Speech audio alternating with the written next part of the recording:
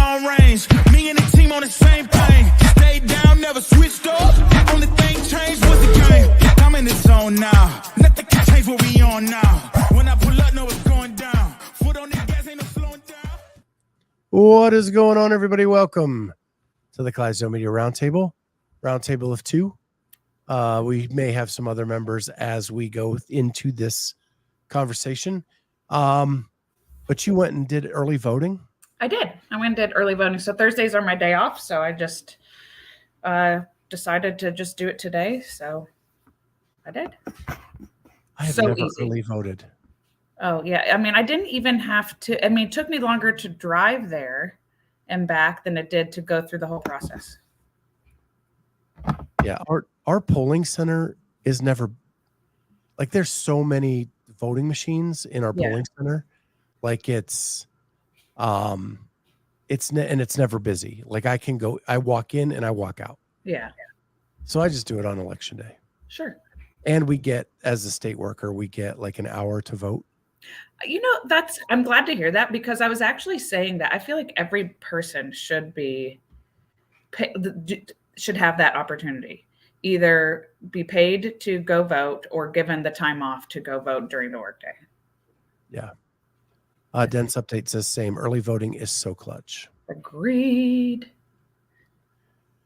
I don't know if you guys saw, but Dense Updates, we actually had her on our show. Full interview. If you don't know who Jenny is, go check that out.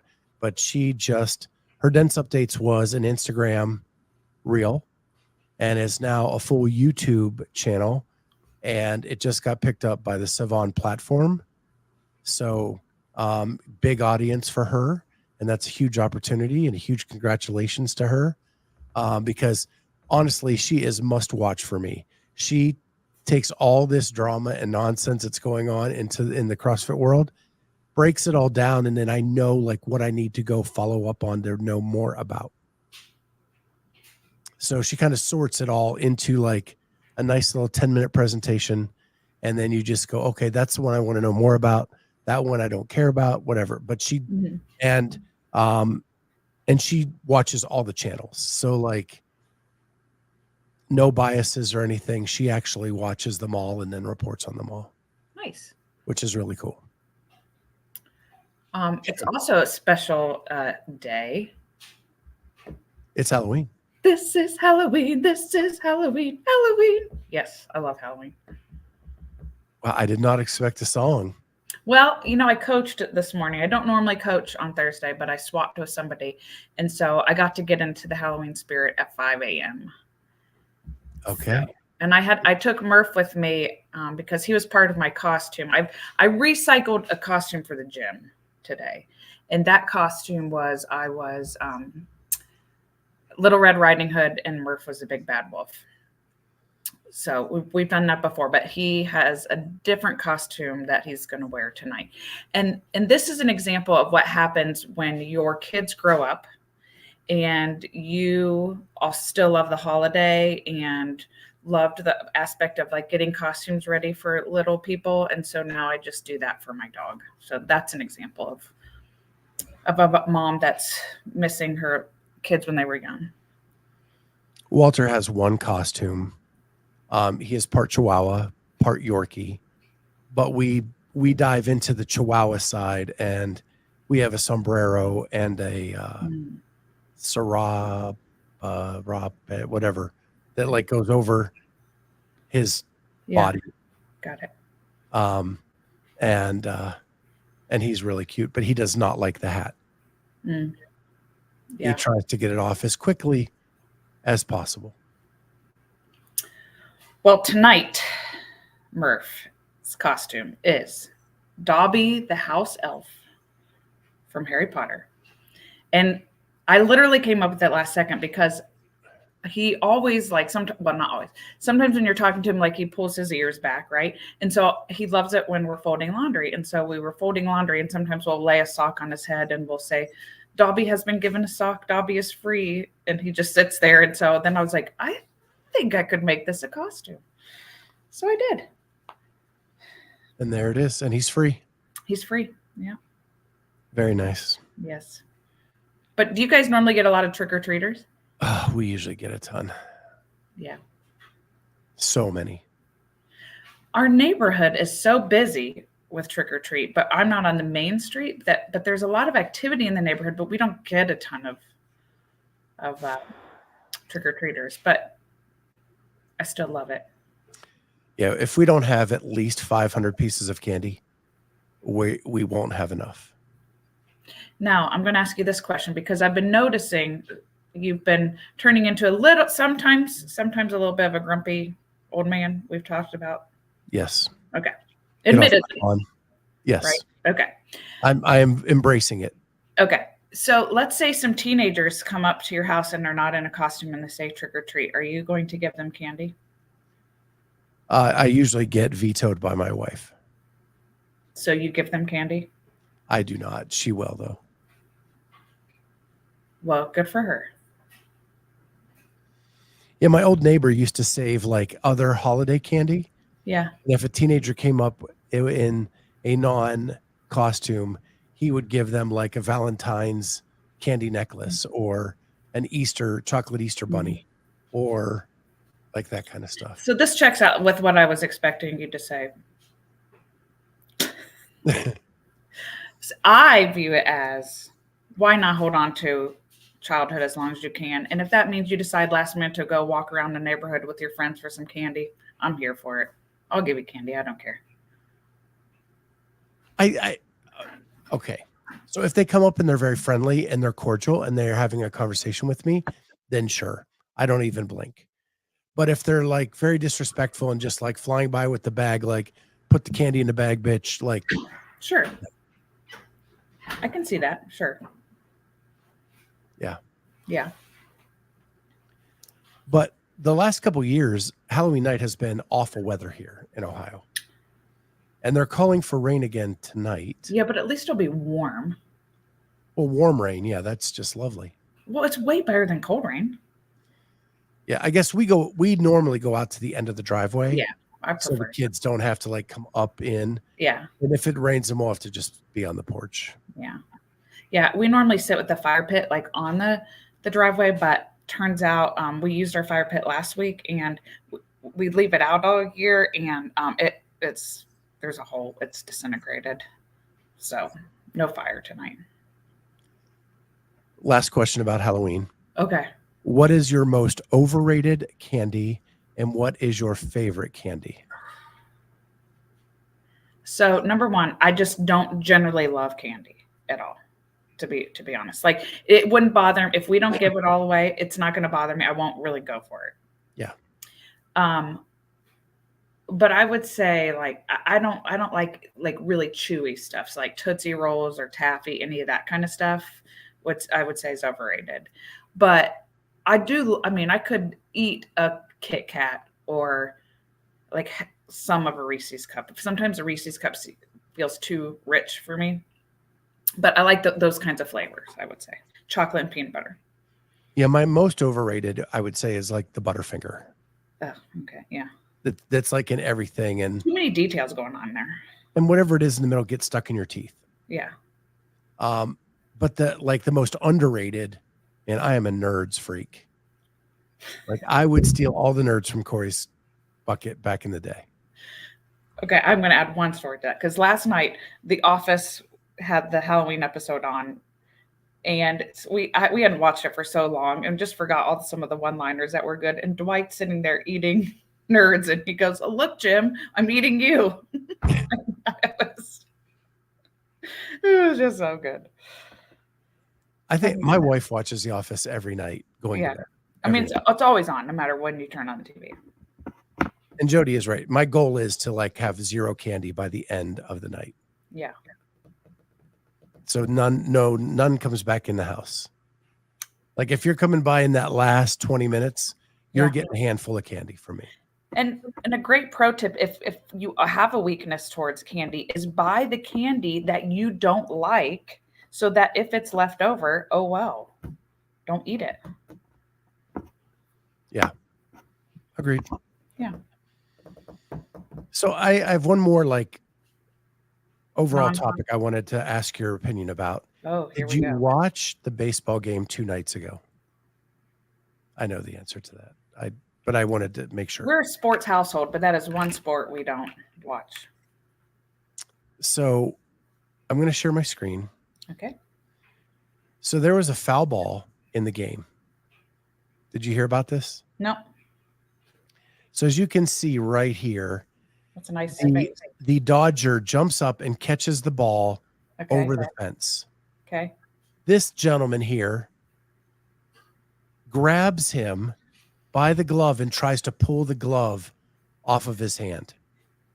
When you look on the next screen on this, you see him grabbing the glove, trying to pull it. And then his buddy grabs the other arm of the player. Not okay. I'm not okay with that. I was listening to some shows yesterday. Yeah. JJ Watt said, I would punch him in the mouth. Punch him right in the mouth. And then we'll see how many people try it again. It's not appropriate at all. So these two people were removed by security and they are banned. Good. From coming back. Good. And they gave their tickets to a 15-year-old cancer patient and his family to come to Game 5 last night. That's okay. That's a redeeming quality. Right. But what they did, like, I think charges should be pressed. That is. Yeah. I can see getting caught up in the heat of the moment that like your first reaction might be to grab like the first time, like just to grab it. And then you're like, oh, I just realized what I'm doing and let go. But for it to continue, definitely. This jabroni here, in response to what happened, said that if he pulled the ball out, then it wouldn't be an out. That's not even like logical. No. But what a mess. Like, yeah, I feel for these players that like, who knows what's next, right? Yeah. Yeah, that's really inappropriate. Andrew Sten says MLB should ban them all from all stadiums for life.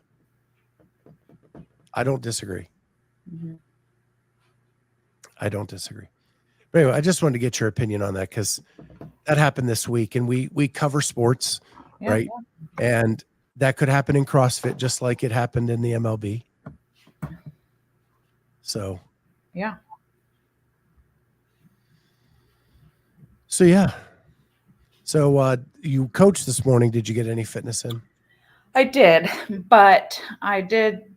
So yesterday, it was so beautiful out, right? Because it's unseasonably warm. And I thought my days are numbered out on the trails. For the season. So I went for a run yesterday, which was not part of like the programming, but today's workout had some running in it. And so I coached this morning, and then I just did some of the strength from yesterday and the strength today. So I just called today a strength day. So that's acceptable. That's good. Yeah, I got some movement in. And I mean, I had almost 7,000 steps before 8:45 a.m. So. Wow. Yeah. But I've seen you coach. Yeah. I move around a lot. You move a lot during coaching. Yeah. Yeah. I've had some back spasms this week. And it's not while I'm working out. It's like after I'm done working out and I'll be just relaxing, and then it just catches me. Oh, it's so bad. But it's not structural. It's just muscle. And it's been a long time since I've had them. It's probably your spinal erectors. So a lot of TENS machine, a lot of stretching. Yeah. Yeah. This week. And trying to not go so heavy on things. Just nice and light this week. Yeah. All movement. And movement is good. Movement. I won a bet with Carolyn Preva last week.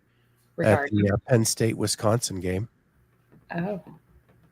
And she has to do death by burpees this week. Oh. I would never make a bet that included death by burpees. That is a dumb bet. So the original bet was death by assault bike. That's still dumb. She chose to switch it to burpees. Dumb. Yeah. So I mean, but I guess if she has to do it, then she has to do it. you know what this week is? Yes, Penn State, Ohio State, I do know. the undefeated Nittany Lions. It's true. Taking on the one loss Ohio State Buckeyes in Happy Valley. Uh-huh. Yep. Yep. And Penn State is all up in arms because Fox decided to move it to the big noon kickoff. And we didn't, so that means we don't get the whiteout at night. Oh, no whiteout. So we have to play at noon. Well, where will you be watching it? Remember the one time you came over and we watched it outside? Yeah, that's why that'll never happen again. Why? Which part? Because one, it was freezing cold. It was cold. And it was outside. And two, Penn State got slaughtered that night. Yes, that is true. I watched so there is a Penn State Alumni Association here in Central Ohio. Okay. Which our mutual friends are a part of. And that's where I watched the Wisconsin game last week with them. And there's a new tavern at the old Ruby Tuesday building. Yeah. Have you been there? No, I haven't yet. Awesome. Is it really? Yeah. Right by my house. Right by your house. Yeah, I've been watching them build that, but yeah. Yeah, it's got they made garage doors on the one side. Yeah. Patio. It's really nice inside. They have like a one-man acoustic band playing on Friday nights. Uh-huh. It's really nice inside. But before we move on, are you worried about the coach's record against Ohio State? Listen, it's a new year. We don't care about that. I just was wondering. So, yeah. Okay, back to Ruby Tuesday's place. Do you like their pizza there? It's Pizza. not my style of pizza. Yeah. It's that Ohio stuff that I don't like. Mm-hmm. But they've added a Sicilian, but I haven't tried that yet. Okay. But again, like it's almost like two separate businesses. Yeah, like that's the pizza place is on one side and the tavern is on another. Okay. So, yeah. But I think you would dig it. Okay, I'll tell the. And each booth has its own TV that you can turn to whatever sports thing you want. Yeah. So solid. Cool. So I'm going to share my screen again. Okay. And ask you your opinion about this because it's one of your favorite people. Mm. So this popped up 2 days ago. Okay. It is the World Fitness Project. And if you look right here, it says Sports League. I'll try to blow it up. Okay. Maybe there we go. Okay. See that Sports League? Yeah. They only have one post. It says coming soon. And there's only the one post with nothing on it. Okay. Okay. Yeah. This is Will Moorad's okay, yeah. new fitness league.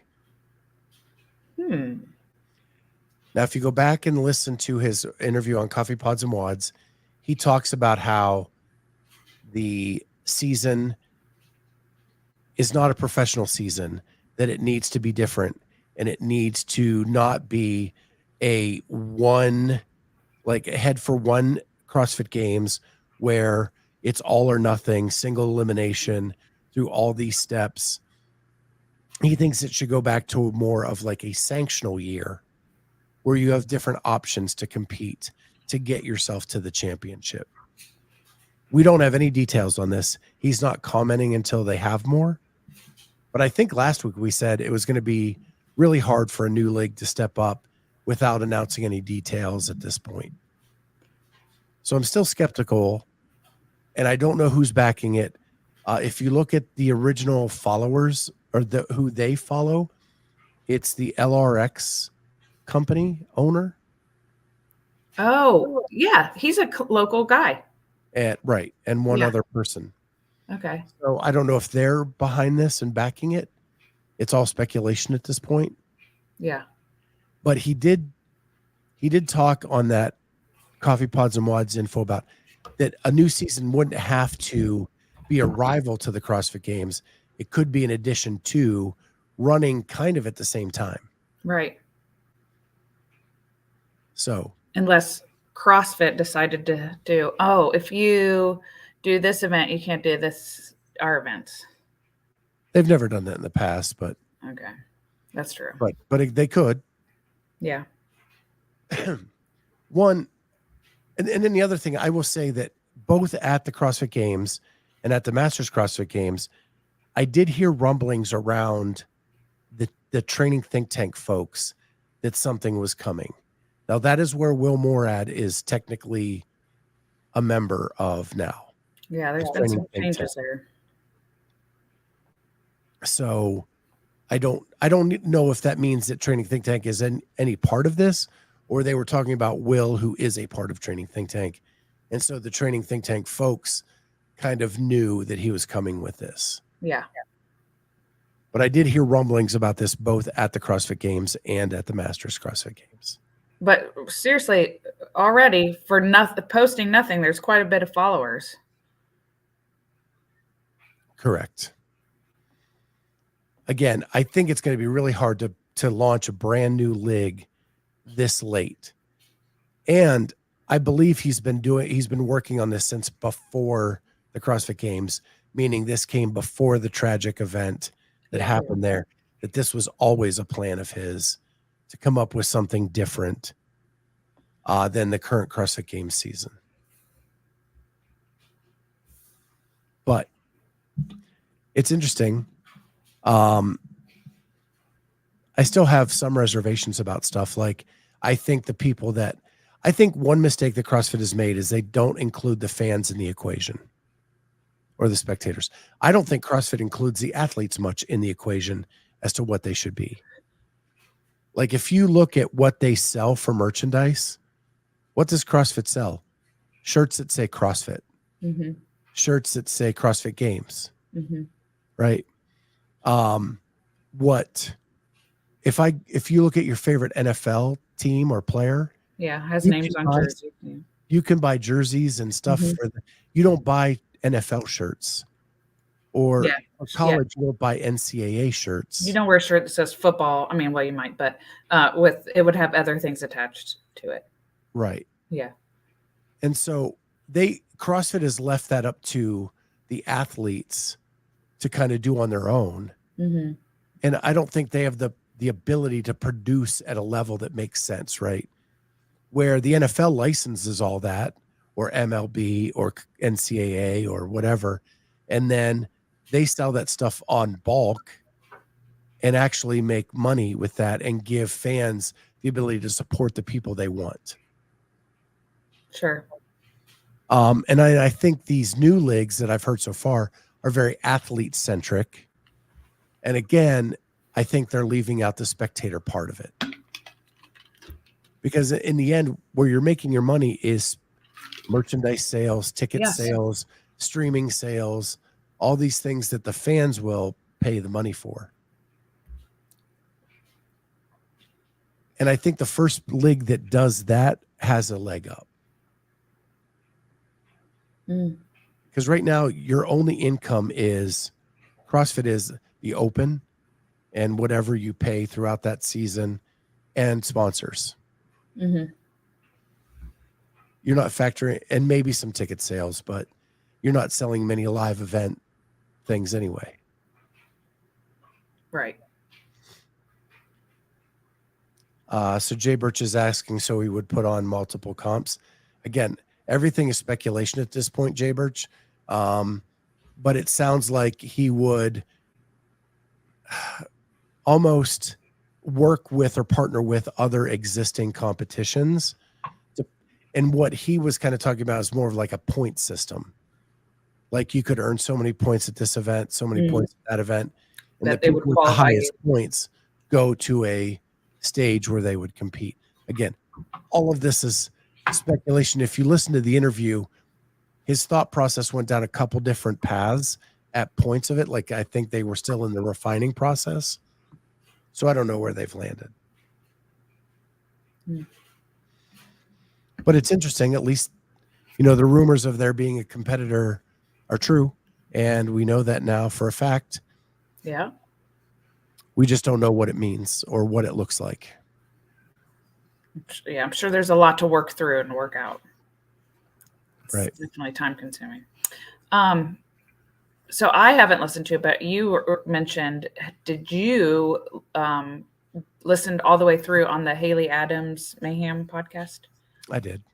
And what are your takeaways from that? So this is Haley's first interview with the Mayhem media team since she's been back.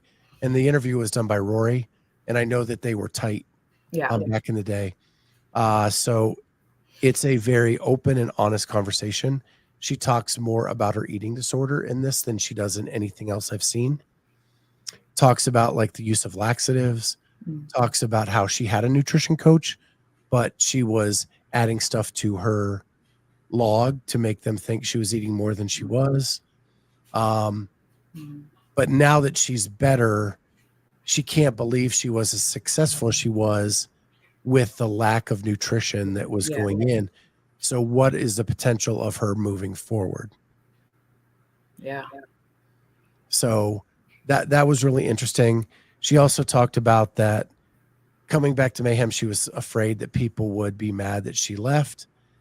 And she was really surprised at how welcoming they were to her coming back. And that she said over and over again that she's never leaving again. Like, this is where her home is. But she had to get away because she felt guilty about any time she wasn't training. So she had to get herself out of that environment to go basically be a kid, be a teenager, and do all those silly things that when she was training didn't fit with trying to be a games champion. Yeah. Right. But so she did 9 months of no training. And then when she came back, she said it was rough. I'm sure. And she's glad that certain people didn't see her at that time because she questioned herself as to whether she could get back because it was really bad when she first came back. But it's really good. You can just sense her being different now than she was before. And again, she's what, 23? Yeah. Like so young. So yeah, the maturity is adding into that as well. She has more lived experience too. Like, Yeah. But Rory said at the end of it that they were pretty vague on some of the things because this is really just, they wanted to have these conversations over and over again. And so they will keep bringing her back to talk some more and more because she wants to talk about all she went through to inspire others and make sure other people don't go down certain paths that maybe she did. Yeah. I feel like Ellie Turner was going to do something similar, but I haven't seen anything. I haven't seen anything. Yeah. Do you remember what I'm talking about though? Like the year, 2 years ago, like she got hurt and then Justin had bombed kind of that year and they both came out on their, YouTube podcast. They're going to travel. They were going to do this and more of her things would be coming out. I think a lot of people think it's easy to produce content until they get into it. Like, how many episodes did the Daughters podcast last? 3? Yeah. Right. Like a lot of people come out with these ideas and say, hey, we're going to do this, we're going to do that. But it takes time to sit down at a microphone. It takes time to produce the stuff. It takes time to edit it. Like, you have to be in it. And I think the thought of it is, you're like, well, that'll be easy. I'll just hold a camera and talk into it. And then when you get into it, you're like, wow, this is some work. Yeah. Yeah. And my priority is training and trying to win the games, not producing content. Right. Although you probably get more chance to make money producing content than winning at the games, but different goals. Yeah. Yeah. It's all about your sponsors and what their priority is, right? Sure. Is their priority you performing at the games, or is their priority you putting out ads for them? Okay. Yeah. You know? Yeah. And some are, I mean, Tia does both. Tia, like you go to her Instagram, it's all ads. Mm-hmm. But other people, they just do their training and you see the grips they're wearing while they're doing toes to bar, and they don't really talk about it, you know? Yeah. So I think and just back on the rival leagues, my biggest fear is that CrossFit isn't big enough. This sport isn't big enough to handle divides at this point. Yes. But is the goal to make something from the ground like that would thrive better? Well, I think that's what everybody's idea is. Yeah. And if 4 different leagues come in and a quarter of the athletes go to each one, then you've got watered down product in all 4 of them. Mm-hmm. And then do they all die? Mm-hmm. You know, jokingly yesterday on around the whiteboard, CTP from TTT, oh, that's hard to say, was jokingly comparing it to wrestling. But the reality was that WCW and WWE or WWF were 2 entities that could fight against each other, and the strong survived in the end. Mm-hmm. And the other one went away and got bought out by the other. I don't think we're big enough at this point, to have that happen. That actually elevated both of them for a while, and then WWE got elevated so much that they got better and they were able to take over. And his point was, we need the competition to make people actually make change that is meaningful. Yes. And to get better. Yeah. I don't disagree with that concept. I just don't hope we're big enough to handle it. Sure. Because if a rival league comes and they compete and CrossFit actually makes change to compete back, then that's a good thing. And both are elevated. And then whichever one wins in the end, great. Whichever one doesn't, they go by the wayside. I don't know. Yeah. I mean, it's happened in a lot of sports. The AFL and the NFL were 2 leagues that combined into one eventually. Yeah. I just hope we're big enough to withstand the. Yeah. So we'll see. We'll see let's see what happens. I mean, and Corey says the XFL was a bad league, but they had a lot of innovative ideas that actually moved over to the NFL. The reason you have that camera on the strings that goes over top the field was because the XFL tried that. Mm-hmm. Because they wanted to bring you inside the huddle, and they wanted to. Now that stuff went away because nobody wants to give away the secrets, but the innovation that the XFL brought was top notch.